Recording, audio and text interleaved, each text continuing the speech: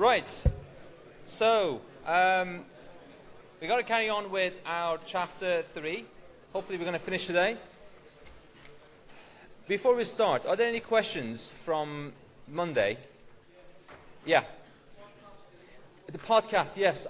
So podcasts actually are not something that I have control over. I checked. I have checked actually with IT. IT has been under lots of pressure in the past few days because we had some issues in Georgebeg and all different sorts of problems with the internet, as you might know. For some reason, the podcast, I can see the podcast in my system, but it hasn't been uploaded on the Blackboard. I'm chasing that up. It will be uploaded hopefully soon. But yeah, I mean, unfortunately, there's nothing I can do from my side, but I'll try to push as much as I can. Anything else? Right? Okay. Right. So, by the way, I kept my promise. I gave a box of chocolate to the gentleman who won the quiz. Well done to you again. So we'll have more quizzes, more opportunities, in the future. Be prepared. Right. So this chapter, as I said, we're going to finish today, and we're going to talk about something very important. So last lecture, I talked about the quantum mechanics and how we define heat and work, etc. This week, well actually today, if you go to page, so we finished, we went up to page 3.7. Now we want to start on page 3.8. Now, before I make a start, I want you to do something. I want you to start numbering these 4 cases, because what we're going to be doing for the rest of the chapter, we're going to be looking at 4 different cases. So, applications of the first law to closed systems. This is 4. Oh, sorry. That's better. So, page 3.8. We've got applications of the first law to 4 closed systems, and these are 4 different cases. And I want to number them first so that you know exactly what we're doing. The first one is this one. Then if you go to page 3.10, that is the second one. Then the next one is on page 3.11, case 3, and then further down, that's case 4. And I think the reason why I've done that is because I want you to know exactly what we're going to be covering and what to expect. So, let's have a look at what we have. The first case, we have, so let me just explain the logic behind this. The 4 cases that you saw we're either going to have only heat in the system, or we're only going to have only work. At the moment, we're not going to combine them into one. 2 cases are going to be around heat, and 2 cases are going to be around work. In the 2 cases that we're going to have, essentially, we're going to have 2 different examples. You either end up with a situation where you have a constant volume type of vessel, what we call a rigid vessel, which looks like this. As you can imagine, it could be a very strong pressure vessel, which is not deformable, and the wall is quite solid. So you could have a pressure vessel or a rigid vessel. Or actually, you could have what you will see as a piston cylinder sort of combination.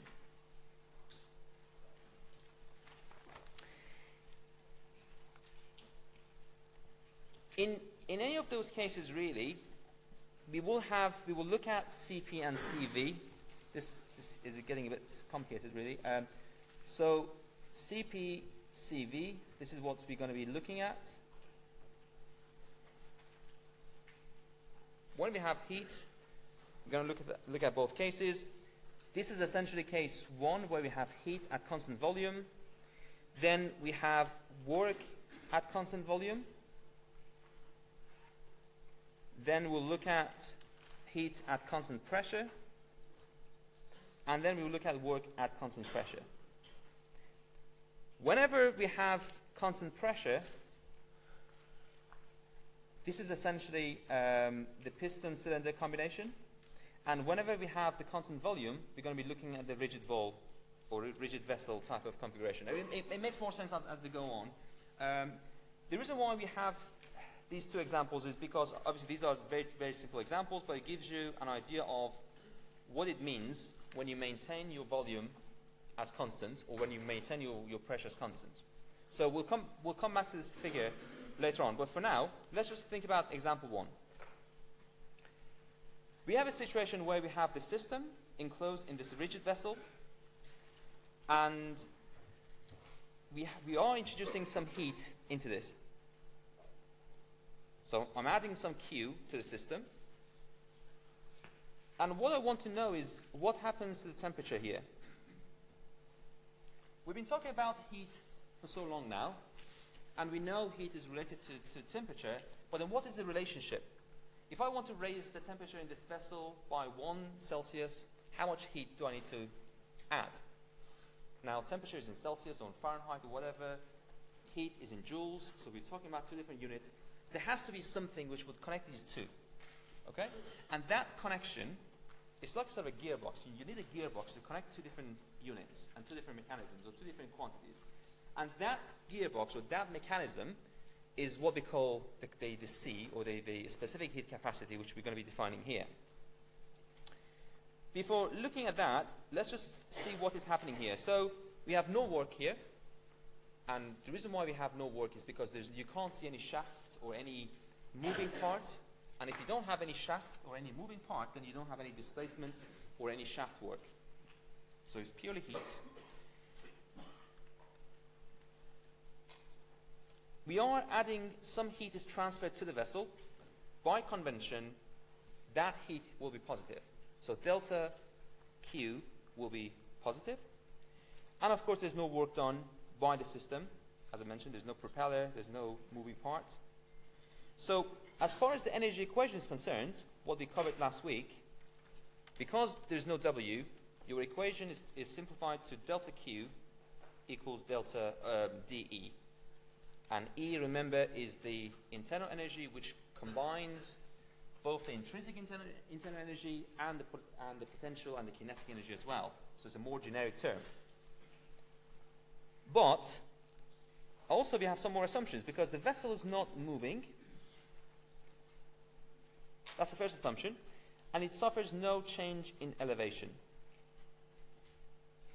The first assumption means that delta E potential will be 0, and this means that delta E kinetic will be 0. So we don't have any kinetic energy or any potential energy because of these assumptions. Some of you were asking about, what is actually kinetic energy in this case? Why do we have velocity? How does it come into play? Well, if there's no change in elevation, if it's actually stationary, the flow is not moving, you're not gaining any elevation, or for example, in this case, if the vessel is not moving, or it's not going up and down or something, then obviously you don't have any potential or kinetic energy, and you don't have to think about those. As a result, your first law equation will be even more simplified to delta Q equals du. Now, this is the part which I said about the relationship between the temperature and the heat. And this is when we introduced the specific heat capacity at constant volume. Why do we have constant volume? Well, this example, actually, because it has constant volume, is a perfect example where we will look at CV as opposed to CP. We'll come back to CP in a moment, but let's now start with CV. What is the mathematical definition of C in general? Of course, because it relates Q to T, it has to be a function of the two, and it's nothing but the rate of change or dq over dt. And if you think about the units, it has to be joules per kilogram for Q and Kelvin for temperature. Therefore, that's the new unit for C. You're going to see this unit a lot because whenever you have CP and CV, that's the type of unit that you're going to be using. So remember that. This is, I know from maths, we all know that this is a partial derivative. This symbol, the curly D, essentially is a partial derivative. What it means is that now C is a derivative of Q with respect to T, but that doesn't mean that Q is only dependent on T. So if I just write C equals dq dt, then I'm making an assumption that Q is only affected by temperature. Well, it's not true. There are other factors, and therefore this has to be a partial differential as opposed to a normal differential.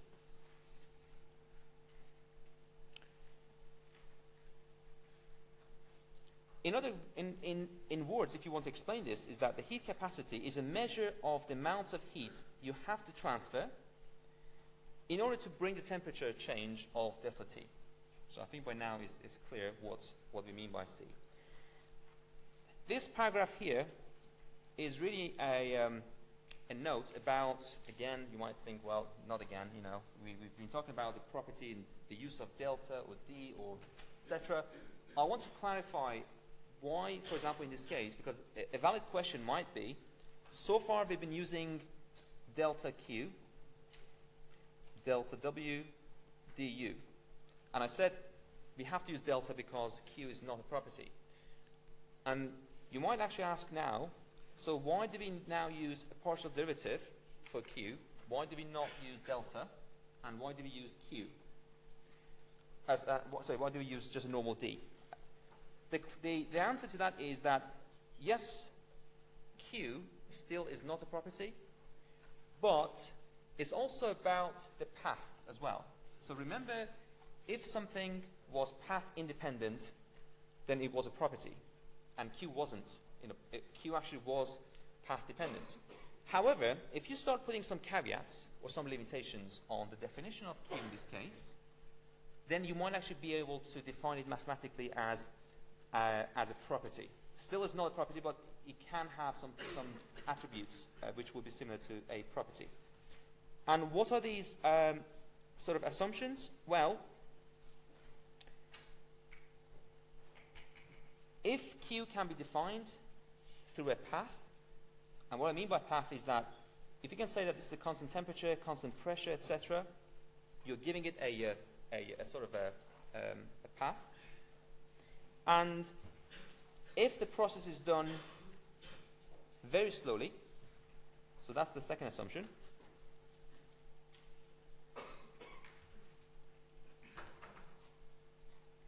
then by these two assumptions, you can then, you would then start thinking about, could we now use Q and express it in terms of dq? What we are saying essentially here is that you have to have either a constant volume or constant pressure. That's why I've put them in bold, because that is the caveat which would allow you to then use Q in defining C. So there's a reason why we don't see just a value for C, and we always see that as a CP or CV. And that's exactly the reason, because C finds its meaning when there's a constant pressure or constant volume involved. And that assumption is actually because of that. So here, as well as explaining why this derivative is valid mathematically, it's also defining why you have CV and CP, and you don't normally see just a value of C without any subscript.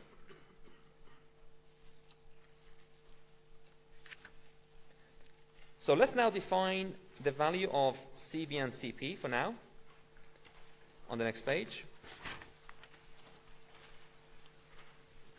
So mathematically, CV is the rate of change of Q with respect to temperature at constant volume, and similarly CP is the same thing at constant pressure.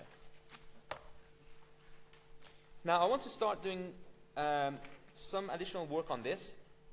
I want to go back to the first law again, the simple form that was applicable to the first example with the rigid rigid vessel. And something that you realize now is that I could potentially divide both sides by delta T, or by dt in this case. And if I divide both sides by, so if I've got the equation delta Q equals du, and now if I divide both sides by dt, this is what I would get. And because I know dq dt will give me CV, equally, that has to be equal to du dt as well. And that is actually a new definition of CV now. Because now you're trying to relate not only Q to T, but CV actually allows you to relate the internal energy to temperature as well. We'll see the application actually in the next example. Let's do one example. So we've got a rigid vessel. And if you want to draw this sort of diagram, it would be just a maybe something like this, similar to the figure we had on the previous page. A rigid vessel, so the volume is constant. You've got 10 kilogram of the fluid inside, and there's a constant value of CV, which is associated to this fluid. And pay attention to the unit. It's actually kilojoules per kilogram Kelvin, which is actually quite common, but that means when it comes to the calculations, you have to multiply by 1000 because of that K in here. Now, if 1 megajoules of heat is transferred out of the vessel, so that heat is now coming out, 1 megajoules, calculate the change in temperature of the fluid. So naturally, whatever the temperature of the fluid is, because you're taking away the heat, the temperature has to come down. So if you want to find out how much is that temperature difference. So, because we have a rigid vessel, then the change in volume is 0. The displacement work is 0 as well, because naturally we don't have any W, there's no propeller, there's no piston, there's no moving part in this vessel, therefore that is 0 as well. And our equation is again simplified to delta Q equals du. What we know, by definition, this is the definition of CV, du dt at constant volume. And I'm going to rearrange this equation. Because I'm after delta T, or dt in this case, I want to rearrange this. And what I would end up with, I can rewrite this as du equals CV delta T, du CV dt, as you can see here. And now I need to integrate this. Pay attention to the fact that it's very common to use the first law in the specific values. So, you know, small q, small u, which means everything is actually divided by mass. But when it comes to a problem like this, and you have the value of q, this is capital Q. And you can tell by the unit, because it's 1 megajoules. It's not 1 megajoule per kilogram. Therefore, it's the capital Q. And if it's the capital Q, then I need to work with that unit. It's easier. And so that's why actually you can see here I've changed the equation from small q to capital Q. And what that brings is that extra mass, which you can find in this equation. That's the only difference which it makes. CV dt is there. I'm integrating from point 1 to point 2. And because m and CV are constant, they come out of the integral. And you will end up with T2 minus T1. So that's the simplest form. And actually this form is very common. So Q equals mc delta T, which you might have seen actually in the past, maybe in physics, in other units. That's actually what we're going to be using here as well. And you see actually where it comes from. It comes directly from the definition of the first law and the specific heat capacity. Now, all we need to do is now rearrange this equation in order to get delta T. What is Q? Okay, so it's 1 megajoules. It's 1 times 10 to the power of 6. And of course, this sign is important. The sign convention, remember, for for the heat. If the heat is going out, then that's going to be negative. And then you end up with minus 139 Kelvin. Which means whatever the temperature here originally was, in a state 2, after taking out this heat, your temperature now is going to be that temperature minus 139 Kelvin. Again, pay attention to the fact that when it comes to the conversions, you need to make sure that you have the right units here.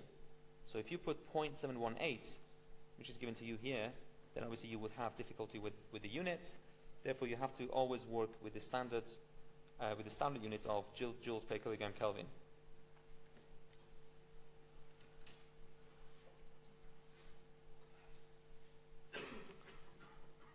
Now, let me just talk about the actual value of CV, because it's so important, and it's important to realize what it really means.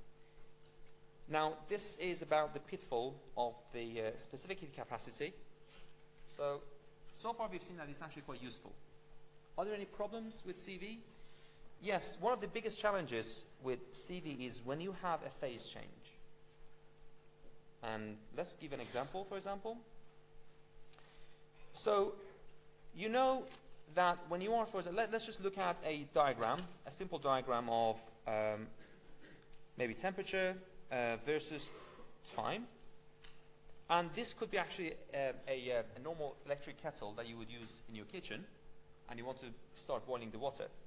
If you start, for example, from, let's say, 20 Celsius, that's the starting temperature of the water, then obviously as you switch on the kettle, it takes maybe about a minute to come to about 100 Celsius. If somehow this kettle didn't sort of switch off automatically, which normally they do because of health and safety issues, but if it didn't, you know what happens. The whole water is going to be evaporated, right? When that is happening, actually, the temperature is not going to change. The temperature of the water is going to stay 100 until the whole water is evaporated. And then when everything is evaporated, if you had everything contained in a vessel, then you would have something what we call supercritical steam, which we'll come back to that in a few weeks' time. But essentially, after that point, then the temperature starts going up as well. What is happening here is what we call latent heat. That is when you're adding heat to the system. Of course, the electric kettle is still working. It still uses electricity to heat up the water, but the temperature doesn't change. And if you think about this mathematically, when we think about the definition of CV, if during the phase change, which is this here, if dt doesn't change, then you're in trouble, because mathematically that goes to infinity. And you know that we can't have CV as an infinite number, therefore that's why one of the problems with CV is actually in phase change. But luckily we don't have to deal with that at the moment. We'll come back to this later. The other thing I wanted to mention about this figure, this is a nice figure to relate the internal energy to temperature, and it shows the fact that because we know from this equation, for example, here, we know that CV is a function of, or the change of du with respect to dt. It's essentially the gradient of this line. If this is a curve at constant volume, if you draw the gradient of any point, that would give you the CV. By the way, there's a correction here. This is tangent -1. This -1 should be essentially like a power. This is arctangent, or the inverse of tangent, so fix that. And what is clear is that if I now want to look at the gradient here, for example, then the tangent would be like this. If I want to look at the gradient here, the tangent would be like this. And each of these three lines would have different gradients, which means the value of CV will be different. Hence, CV is temperature dependent. If you now go on the internet and you want to find out what is the CV for water, for example, you can't just find one single value. You have to decide at what temperature are you looking at. Is it the room temperature? Is it at 50 Celsius? Is it at 100 Celsius? You know, what is that temperature? And then that would define what is the value of CV. Therefore, remember that CV is temperature dependent.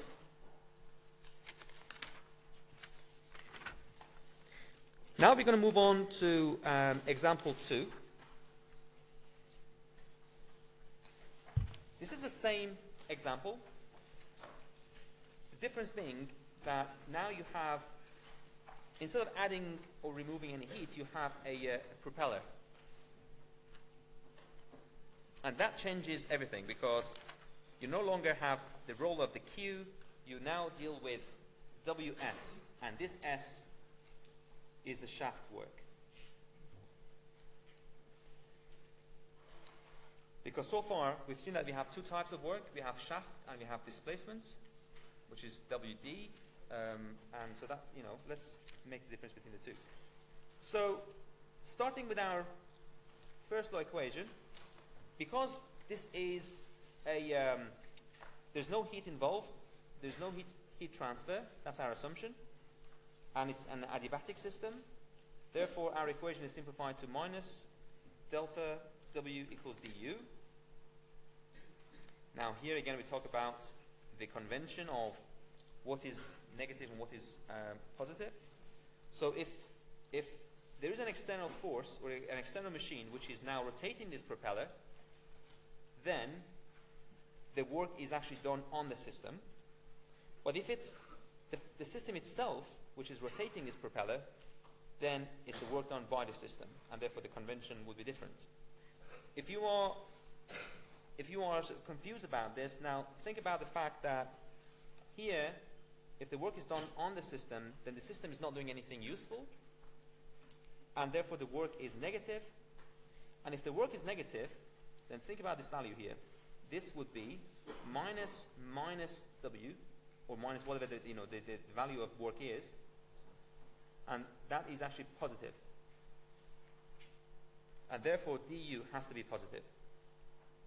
And it sort of makes sense, because if somebody else from external is rotating this propeller, then surely your system is gaining internal energy. Because you're not losing any energy, you're just gaining it from benefiting from the surrounding, and therefore it has to be minus, leading to a positive du. And exactly the opposite, when the system is the one that is rotating this propeller, then surely you would lose energy and your system would have less internal energy. Therefore, because your work is positive, the nominal value of the left-hand side will be negative. Therefore, your internal energy will be negative as well, or the change of internal energy will be negative.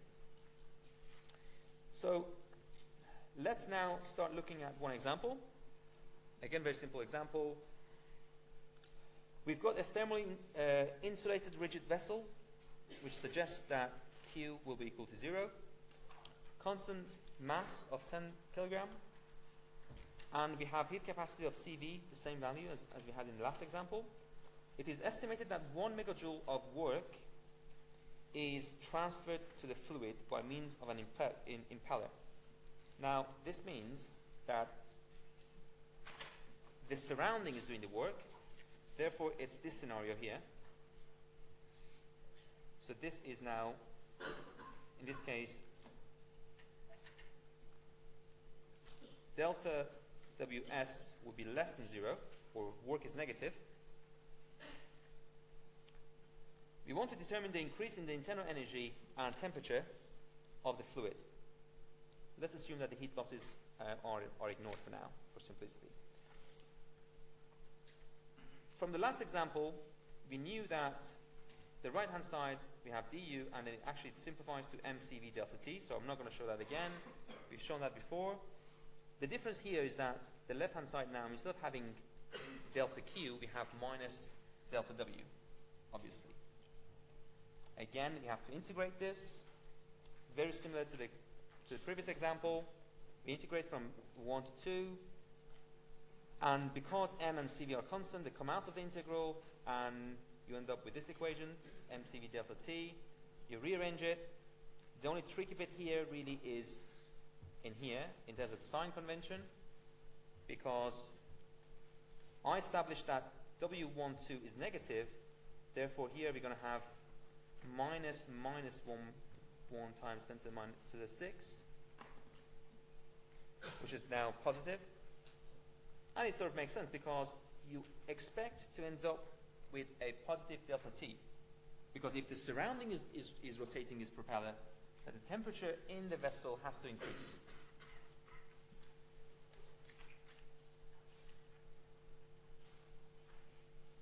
And as a last step, because delta U is proportional and is actually equal to W, then you have the change of the internal energy equal to 1 megajoule as well.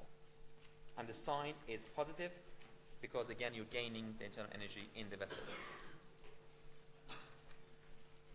Any questions so far?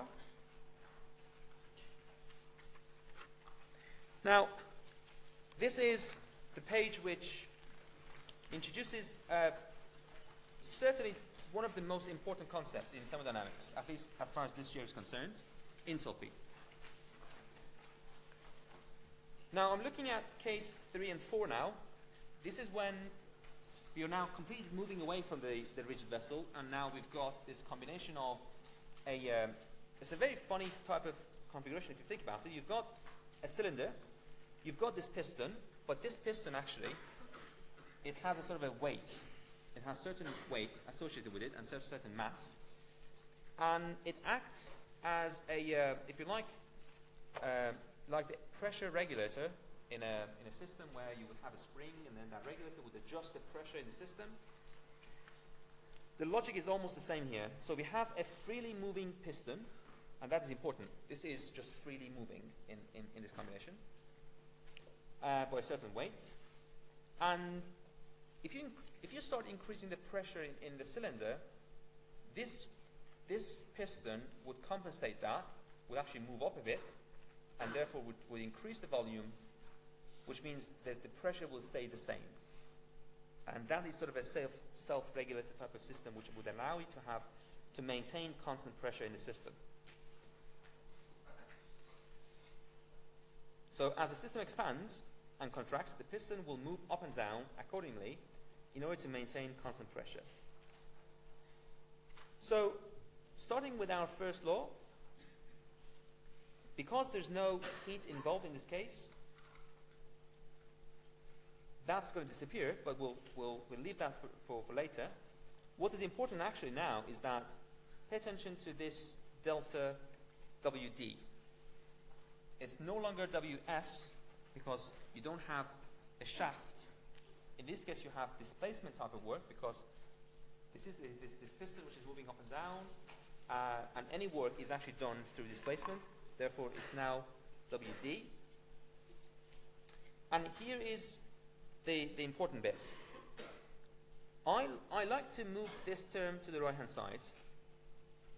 Okay, pay attention. So let's leave the Q on the left-hand side. I want to move the displacement work to the right-hand side. Something which we've established in the past in chapter 2 actually was that we derived the fact that the displacement work can be defined as pressure times delta V, which is a change in displacement or the change in volume, specific volume. So I'm just going to replace this with this and then move it to the right-hand side. So remember that this was delta WD. Nothing special so far. But in this combination, pressure is constant, which allows me to rewrite this in this form. I'm essentially doing the differentiation for U plus PV because pressure is constant. I'm only allowed to do this because in the system pressure is constant. I'm now going to name this H. And this is what enthalpy is. So enthalpy is not a physical, enthalpy is not like sort of temperature that you can actually put have a device which you put in a fluid and say, oh, it shows the enthalpy being this. It's not. Enthalpy is just a definition. As you can see, it's when you add U to PV, would then give you something, it would give you something that is actually quite useful. And therefore, this is how we define enthalpy. U plus PV. Why do we do this? So let me just talk about enthalpy a little bit, now that we've just defined what it means. Enthalpy, first of all, is a property. Why? Because U is a property, P is a property, and V is a property as well. You could have H and specific enthalpy, which would be small h. The other thing is that the units would be joules, which is the same as units of energy. And it makes sense because U has the units of joules, PV has the units of joules, and therefore enthalpy has the same. And the biggest advantage of enthalpy is that it's actually for open systems, and it's more important when you have gases involved. Why? Because they have larger delta V. Now, of course, you can still define enthalpy, so this is larger if it's not clear, larger delta V. It is, you can apply enthalpy to water, to liquids and stuff as well, but because you have very little change of volume when it comes to fluids, therefore enthalpy is actually more applicable to where you have gases, air, and CO2 or whatever in your system. And it's actually more applicable when you have open systems. It is so important that if you look at your steam tables, that is the book which we've given you. If you open any page, for example, you see that enthalpy appears there. I mean, forget about F and FH, etc. for now, but you can see, along with temperature, pressure, constant volume, specific volume, you have enthalpy and you have entropy, which shows the impact and importance of this parameter in thermodynamic systems. But what exactly does it mean, and what does it signify? Basically, in open systems, and when you have gases and when you have large displacements, you have to be aware of both the internal energy and PV, because both of them would give you the capacity of your fluid. If you want to see how strong your fluid is in order to, for example, to move a piston, you can't just think about what is the internal energy of this fluid. You can't just think about what is the pressure. It's a combination of both, which then overall would give you how strong this fluid is in order to move the cylinder, for example. So essentially, it's the total heat content of the system, is the capacity of the system to do work, if you like. And these are some of the things which I've mentioned here. This paragraph is just really summarizing that. I now want to start looking at CP, because CP is tied directly with H, or enthalpy. So, because in my system I have constant pressure, then I can define CP. Because C itself, we define that it's a function of Q, it's a derivative of Q with respect to T. And because, based on what we've described here, we said that our first law now is simplified to delta Q equals delta H, or dH. We use D for H because H is a property. And by definition, we know that dQ, delta Q is equal to Cp delta T. That is what we know from the past. And this allows us to write a new definition for C, and then we're going to call this Cp because it's done at a constant pressure. And it's only at constant pressure which would allow us to write this equation. Why? Because if you didn't have constant pressure, you couldn't actually move PV and treat it like this. Therefore, the value of H only makes sense in systems where you have constant pressure. So let's pay attention to this equation for a moment. Cp is the rate of change of enthalpy with respect to temperature. And that's a new definition. If you want to compare that to Cv, of course that's in the previous page, but I'm just going to rewrite it here. dq dt at constant V, du dt at constant V. So that was Cv and this is Cp. You can compare them now and see how different they are. The main difference is that Cv would relate U to T, Cp would relate dH or H to T. And this would lead to this very important equation that will be in your formula sheet as well, and we'll be using it for in a lot of problems. Now that we've introduced H, I think the only way to understand H would be, or enthalpy actually, if we start doing some examples, real examples, and when it comes to using the steam tables, then they all sort of make sense. I'm just going to, in the last 5 minutes, I'm going to cover the last case. This case, we have again the combination of the cylinder and the piston, but you're now adding a propeller to the system as well, which means you're not only going to have displacement work, you're also going to have some shaft work as well. You want to see what happens when you combine the two works and you don't have heat, and see how the equations would change. So, starting with our first law, Q is 0 here, because this is an adiabatic system. This is my delta W, and this time work has two components, as I mentioned, shaft and displacement. I'm going to, obviously delta Q is 0, so that's, forget about it. I'm going to retain delta Ws in the left hand side. Of course minus comes into here, therefore I'm going to have minus delta Ws. I'm going to move delta Wd to the right hand side again. Why? Because I'm interested in having enthalpy on the right hand side.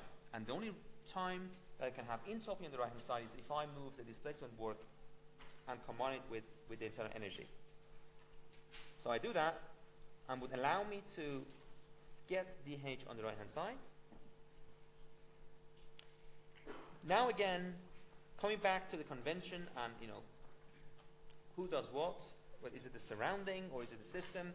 If the shaft work is done on the system, which means it's the surrounding which is rotating this propeller, then your work is negative, the shaft work is negative. And because it's negative, it's going to be minus minus, therefore H is going to be positive, and it makes sense. If the surrounding is rotating this propeller for you, whatever you have in the system is going to gain enthalpy. It's going to gain U. And of course, on the other hand, if this shaft is rotated because of the fluid inside the cylinder, inside the system, therefore it's the system which is doing the work, your Ws is going to be positive, therefore your overall equation would lead to negative dH, which means your system is going to lose that enthalpy. You see now, there is an important implication here. When I was talking about this convention of positive or negative, I said if the surrounding is rotating this propeller, then your system is gaining energy. But really, it's not only the energy that's gained, it's also the PV capacity, and therefore it actually makes more sense to talk about the gain of H as opposed to U. Because yes, of course, if somebody else, if the surrounding is rotating this propeller for you in the system, of course your internal energy would increase. But it's not only the internal energy which matters. It's not only the internal energy which would have the capacity to move this piston. It's also the pressure and the volume, and therefore it's the displacement work which has to be taken into account as well.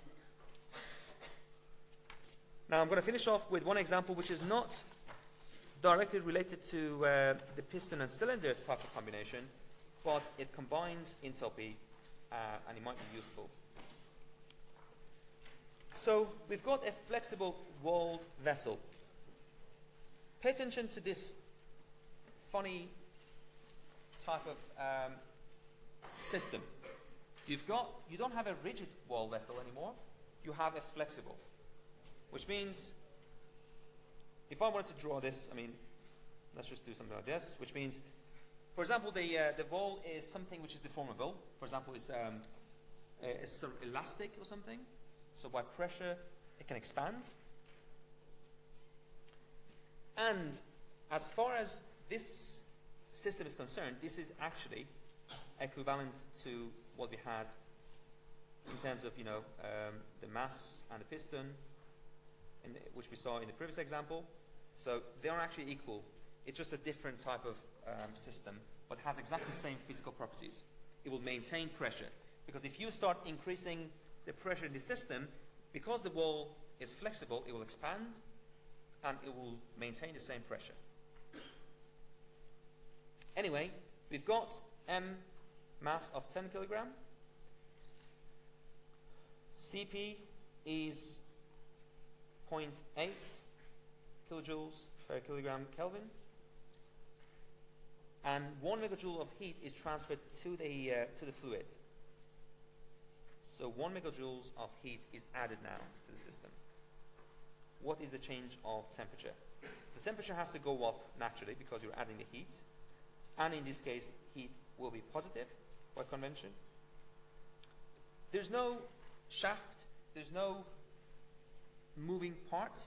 And from that perspective, you don't have any. The difference between this and this is that you no longer have any displacement work. So in here, the only difference is actually the displacement work, which here is negative, but here is actually positive. That's the only difference between the two systems. But in terms of, as I mentioned, physical properties and maintaining the pressure, they're the same.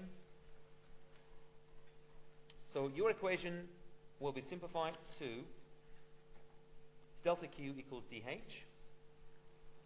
We know from definition that Cp is the change of H with respect to T.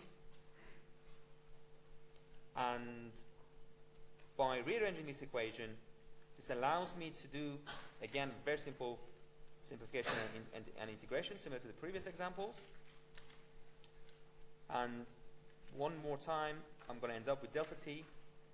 In the numerator, I'm going to have Q, which is going to be positive, and MCP in the denominator, and you end up with 125 Kelvin, which will be the temperature difference. Therefore, that's how much temperature will increase in this example by adding this amount of heat. So that's the end of this chapter. And so what we've been looking at really has been on very important definitions, enthalpy. So we've defined it, but in the next couple of chapters we're going to be using it really. One thing I want to mention is that in the tutorials, the only tutorial questions that you can answer now are the first 3. The rest of the questions, as you can see, it says using pure substances. We still haven't covered those, and we will come back to these questions later because you would need to use some of the things that we do for the pure substances. But if you want to try any of the tutorial questions, these are the 3 questions that I suggest you go through. Any questions? Say again?